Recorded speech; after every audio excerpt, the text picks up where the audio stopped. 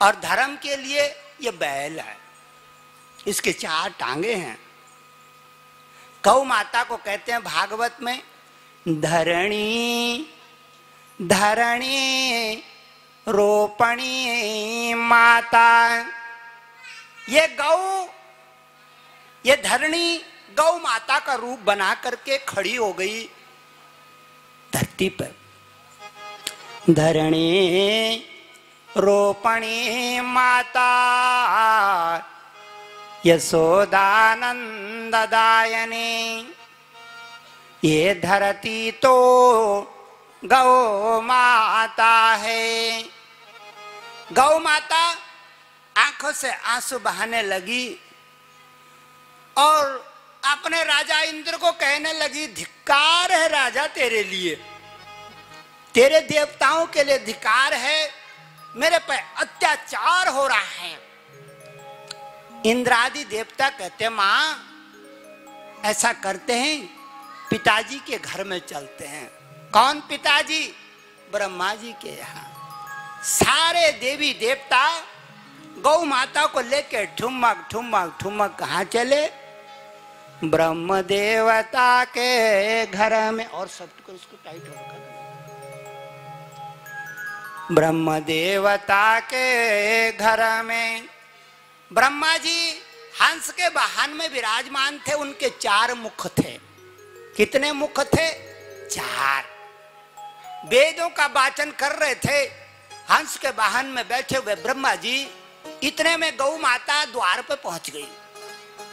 इंद्र ने कहा, पिताजी ये गौ माता दुखी है, ये धरणी है, इसके ऊपर राजाओं ने अत्याचार कर दिया है, गरीब को सताते हैं, दुखाते हैं, गरीबों का अन्न धन खेत खलियान ये लूट लेते हैं, अत्याचार करते हैं, गरीब की कहीं सुनवाई नहीं, सब पीसते हैं छोटे को। ब्रह्मा जी कहते हैं 100 बात तो सही है, लेकिन ये गौ माता मेरे अंदर इतनी शक्ति नहीं कि मैं तेरा दुख दूर कर सकूं।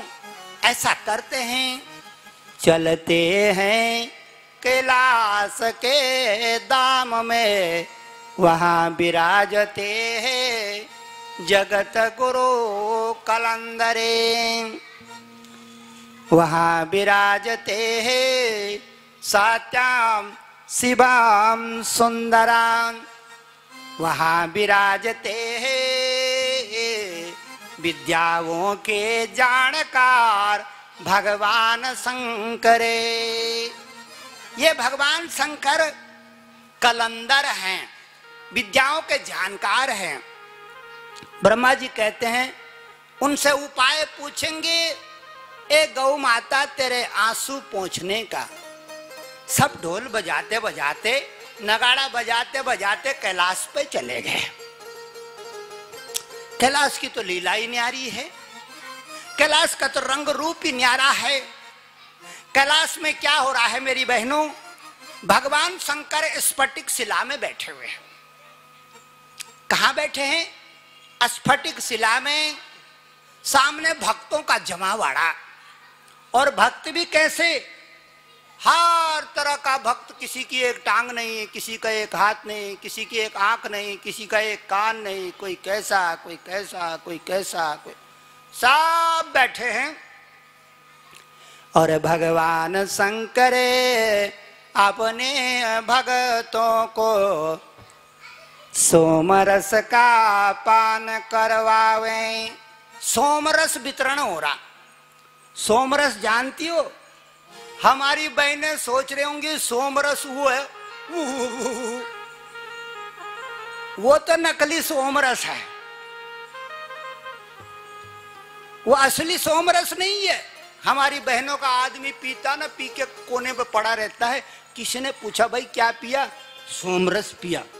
सोमरस ये समुद्र मंथन से निकला है। समुद्र मंथन से जरूर निकला है, लेकिन इसलिए नहीं निकला है कि उसको पी करके अपना काम धंधा छोड़ करके कोने में पड़ जा। इसलिए निकला है कि कहीं दवाई की जरूरत पड़ेगी तो दवाई की तरह ले लेना उसको, कहीं दर्द हो रहा हो, दवाई चाहिए, तो उसमें अल्कोहल पड़ता है दवाई में।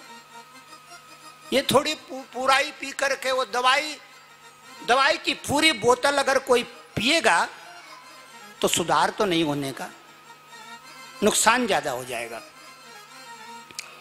भगवान शंकर के शिष्य सोमरस का पान कर रहे, नगाड़े बज रहे हैं, ढोल बज रहे हैं, धमाका बज रहा है। ये जितने भी ये ढोल विद्या है, ये सब भगवान शंकर इसके पिता हैं। जितना भी नाद है भगवान शंकर उसका पिता है। इसीलिए पुराणों में कहा गया है कि इस ढोल का, इस नाद का पिता भगवान शंकर, शंकर सुतस चेवे गिरिजाच जननी, सकति पत्नी ही अग्निगोत्र से डोले। ये सब भगवान शंकर ने बनाए हैं। जो हम बजाते हैं ना शादी ब्याह में या कीर्तन भजन में, इसका कौन बनाया था? भगवान शंकर ने सबसे पहले बना के अपने गले में डाला था और सुनाया था कैलाश वासियों को, dim dim dim dim dim dim dim dim. सारे भूत प्रेत नाचने लगे। शिव पुराण में लीला थे, सारे भूत प्रेत नाच रहे, dim dim dim dim dim dim dim dim dim dim.